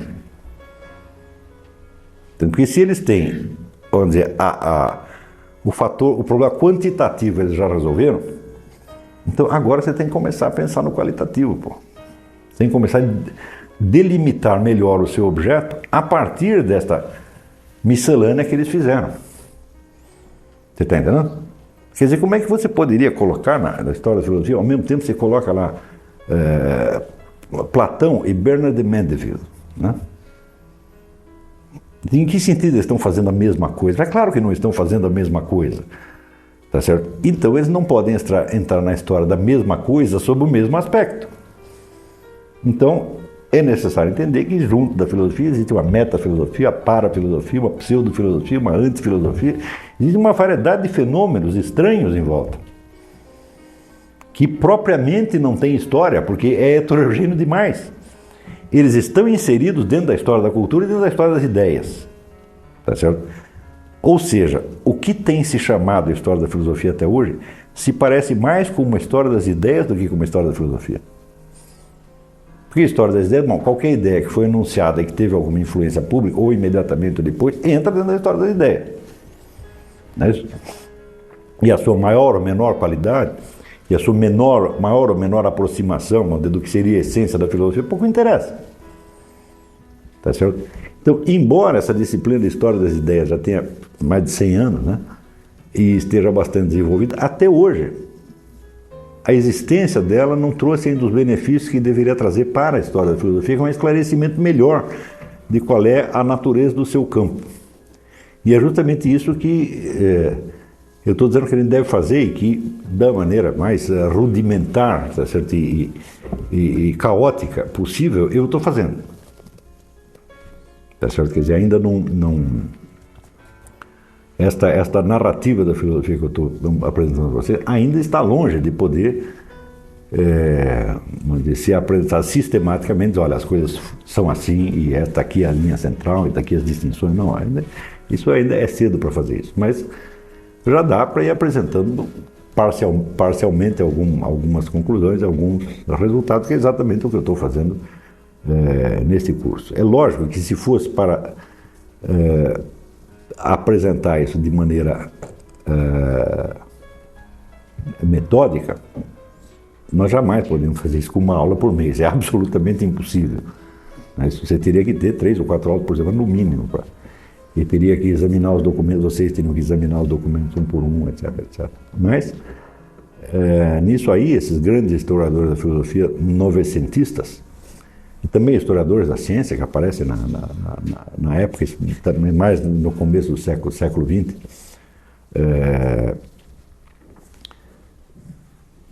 nos dão tanto material que não tem desculpa para você não poder trabalhar, porque antes você tinha dúvida, por exemplo, muita dúvida quanto à autoria de certos textos, quanto à época de outros, né? Ou saber se fulano disse realmente isso ou disse aquilo, você está entendendo? Mas esses camaradas, eles fizeram uma coisa tão precisa e tão bonita, tá entendendo? Que são, de certo modo, uma inspiração. Por exemplo, a história da filosofia grega do Celer, ela começa com uma linha, quando chega na terceira linha, ele coloca uma nota de rodapé de 15 páginas, para provar que aquilo que ele disse era exatamente como está na terceira linha, né? E põe lá o documento, página tal, e não sei o que, está na biblioteca não sei o que, fulano diz que é assim, mas não é, pá. Então, eles criaram o princípio de uma história científica. Ora, a história, para ser científica, ela tem que, em primeiro lugar, ela tem que ter a coleção dos documentos e fatos comprovados. Toda a ciência histórica, ela começa, na verdade, vamos dizer, não só começa, evidentemente, com a aglomeração dos fatos. Em seguida, vem a triagem crítica dos fatos e documentos. Não é isso? Só depois que pode começar a conceitualização científica. E esta, em História da Filosofia, ainda não começou. Esse conjunto de dados se refere apenas à filosofia ocidental, né? Tem conjunto... Não, tem. Hoje em dia você tem tudo isso. O oriental vem um pouco depois, tá certo? Mas usando os mesmos métodos alemães, né? Você vê, por exemplo, que até hoje, o que a gente usa como texto padrão para a obra de Aristóteles, a edição feita por Immanuel Becker para a Academia de Berlim, eu creio que 1850, uma coisa assim. Quer dizer, o sujeito pegou um monte de versões do texto de Aristóteles, foi comparando uma com a outra, né? E chegou lá num texto definitivo. Imprimiu aquilo em grego e botou uma tradução latina. Tá, né? Já pegou alguma tradução antiga. Então você tem, até hoje, qualquer citação de Aristóteles acompanha a numeração desta edição, porque é edição padrão. Você pega, sei lá, pega a edição inglesa da Oxford, tem lá uns numerinhos entre colchetes, são os números da edição do Becker. Tá, né? Depois, para completar, ainda fez um negócio, o índex aristotélicos, que é assim, cada palavra que Aristóteles usa, ele põe lá todos os lugares onde ele usa. Fez um índice, um índice remissivo total. Mas para fazer o índice total, ele precisava ter uma paginação padrão pelo EC. Então, primeiro fez a edição padrão e depois fez um índice baseado nisso. Sem isso, não dá para você estudar Aristóteles. Até hoje é a mesma coisa, né? Só que dificilmente alguém usa diretamente isso, porque essa edição foi em 1840 ou 50, depois só saiu uma reedição em 60 e pouco, uns volumões desse tamanho que custa R$2.000 cada um. Então são coisas que só tem em biblioteca ou, né, estudiosos ricos que podem ter. Então, essas grandes obras de história da filosofia alemãs do século XIX também são de muito difícil acesso. Eu tenho comprado algumas na medida do possível, mas você não encontra edições atuais. Eu comprei a do Friedrich Überweg. Isso aqui é uma tradução americana de 1909, foi a mais recente que eu encontrei. E custou os olhos da cara. Tem fotocópia disso? Tem, bibliotecas tem. Você vai lá e tira xerox. Quer dizer, isso não é livro que estejam no mercado editorial geral. Estão no mercado muito específico de publicação universitária. Mas um sujeito pode passar a vida estudando história e filosofia e nunca topar com um desses. Tá entendendo? E aí o sujeito não saber, ele vai pegar os autores mais modernos acreditando que a contribuição dos antigos já está embutida ali, e não está. Digo, a história da filosofia grega do Zeller é absolutamente indispensável, não importa quantos Giovanni Reales tenham vindo depois. O Überweg é indispensável, não importa quantos tenham vindo depois. Está entendendo? A história da filosofia grega do Zeller, o primeiro volume tem 700 páginas, são os filósofos jônicos. Até ele chegar no Sócrates, vai 5 volumes. Entendeu? Eu digo, mas tem tudo isso de documento a respeito? Tem sim. Entendeu? E as pessoas pensam, não, isso aí não é necessário. É necessário sim. Tudo quando você olha de longe dá uma impressão, quando você olha de perto você vê que tem mais coisa. Pessoal, que, sei lá, continua do Hobbes para frente, acho que continua na filosofia hoje. Foi para a filósofo. Teve alguma novidade, assim, algum incremento, assim, no conhecimento? Como? Sempre tem, é claro que sempre tem. Quer dizer, a filosofia em sentido estrito, ela continua sendo praticada, nunca parou. Tá, e tem essas, vamos dizer, essas intervenções de fora, né? Ou intervenções, essas mesclas, etc. Mas isso não impede a coisa de andar. É que, à medida que você vai empilhando esse material todo de maneira acrítica, quer dizer, você não fala crítica, a crítica tem em 2 sentidos. Primeiro tem a crítica documental. Mas, então, para fazer a história, primeiro tem que ter a massa, todo o material disponível. Tá certo? Não importa se caótico. E materiais de valor desigual. Tá certo? Bom, depois você tem que examinar esses materiais um por um, do ponto de vista da crítica documental. Também aqui tem um texto que diz que foi publicado por fulano, mas na verdade quem escreveu foi fulano, então não foi ele que disse isso, foi outro. Então é isso que os alemães fizeram. Botar ordem na coisa no sentido histórico, vamos dizer, da documental. Como, por exemplo, a história do Brasil. A história do Brasil começa, né, com aqueles cronistas antigos que foram juntando um monte de material, mas ela passa por uma segunda etapa com o Visconde de Porto Seguro, o Varnhagen. Né? Por quê? Porque ele é o primeiro sujeito que pega os documentos. Espera aí, diz que fulano fez tal coisa tal dia. Vamos ver lá o documento para ver se é assim. Nós vamos lá no cartório, pega o registro de nascimento, você vê que o cara não existia naquela época, então não pode ser assim. Então ele faz a crítica documental. Aí começa a história científica do Brasil. Bom, depois surgiu outros problemas, de você saber se este acontecimento está realmente relacionado àquele, qual é a conexão interna dos acontecimentos. Bom, aí é uma terceira etapa da ciência. E eu estou dizendo que a história da filosofia ainda não chegou a essa terceira etapa. Não existe nenhuma história da filosofia que atenda a este requisito científico.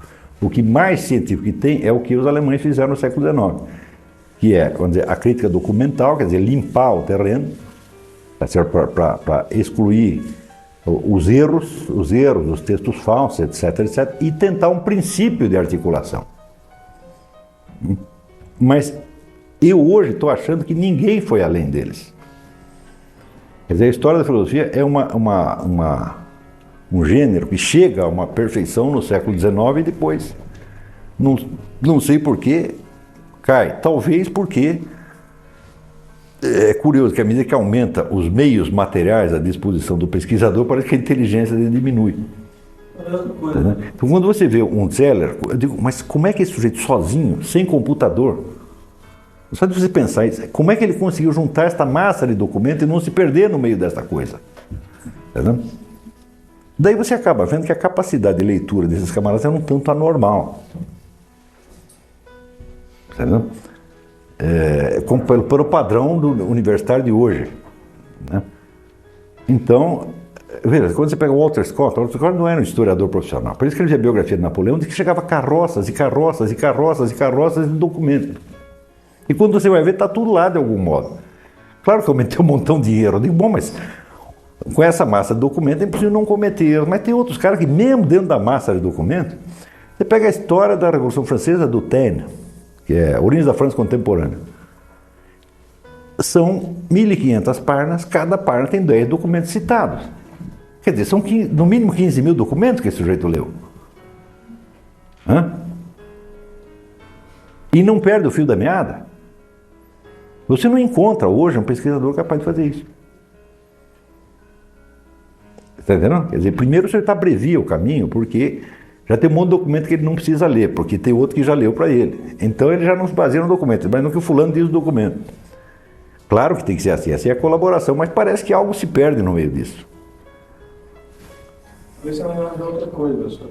É que talvez para continuar desse apogeu para frente, segundo o senhor próprio disse, seria preciso passar da crítica documental para a crítica conceitual e separar o que é filosofia da metafilosofia. Mas este é o passo que tem que ser dado e que não foi dado ainda. Pois é, mas eu acho que não foi dado ainda. Quer dizer, antes, por exemplo, de você tentar uma interpretação histórica, histórico-cultural, quer dizer, tipo história das ideias, aqui está a tal filosofia, ela surgiu em certas circunstâncias culturais e os motivos psicológicos. Antes de você fazer isso, quer dizer, a interpretação do conjunto, você teria que delimitar melhor o objeto para você não se perder. E os caras passaram para as histórias interpretativas sem delimitar direito o objeto. Porque talvez se eles delimitassem, eles tivessem que excluir como parte do método justamente aquilo que eles são, que o establishment hoje é. Não, pode ser, que tem até uma certa cegueira ideológica, de certo modo, né? Sim. Quer dizer, o indivíduo está participando dessa confusão, então ele não quer desfazê-la. Mas não precisamos atribuir, vamos dizer, uma explicação maligna. Né? É simplesmente a coisa não aconteceu.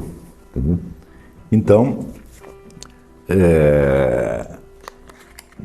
o que se faz muito é a história das ideias, de fato. Mesmo com o nome de história da filosofia, o que acaba se fazendo é uma história das ideias. Mas,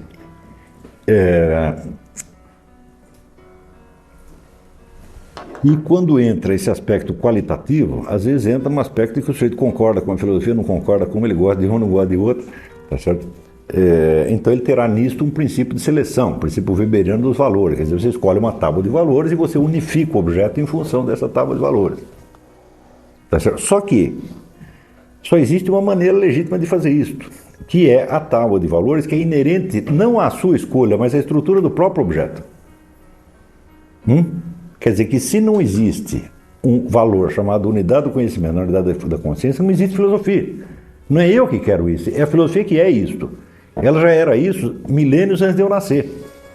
Então você vai ter aí uma seleção valorativa, mas não escolhida por você, sim determinada pela própria existência do objeto. Porque, afinal de contas, a filosofia é uma coisa que o ser humano faz, é uma decisão que ele toma e uma ação que ele pratica. Então, em função de valores que ele escolheu. Está entendendo? Então, quer dizer, se a gente for mapear o conjunto da história da filosofia conforme ela se mantenha ou se afaste dentro desta proposta originária, tá certo? Você está fazendo uma seleção que não é segundo os seus valores, mas que é segundo a proposta originária. Alguém pode dizer, mas por que a proposta originária deveria valer mais do que aquelas que vieram depois? É por um único motivo. Ela é constante e ela existe ainda. As que vieram depois entraram e saíram. Está entendendo? Por exemplo, esse interesse prático de Hobbes de resolver a situação inglesa, bom, isso já veio e já acabou. Mas o problema da unidade do conhecimento, da unidade da consciência, continua. E quando chega no século XX, ainda tem gente tratando disso. Então, esta tábua de valores, ela é predominante não só por ser originária, mas por ser a única constante. Então nós vemos que ela parece ter algo a ver mesmo com a natureza desta ocupação chamada filosofia. Então é claro que isso aqui, quando eu enuncio isso, tá certo? Eu sempre estou consciente de que eu estou anunciando isso como um projeto e não como uma coisa realizada, porque isso aqui não é para um sujeito realizado, isso aqui é para 10 gerações pensar num negócio desse. Mas pode ser que amanhã ou depois pessoa esqueça, pode ser que apareça um outro jeito que nunca ouviu falar de mim, que ele prossegue isso do jeito dele, tá entendendo? Pode acontecer. Se você gostou do vídeo, não esqueça de dar o like. Se inscreva em nosso canal e tenha acesso a outros vídeos como este.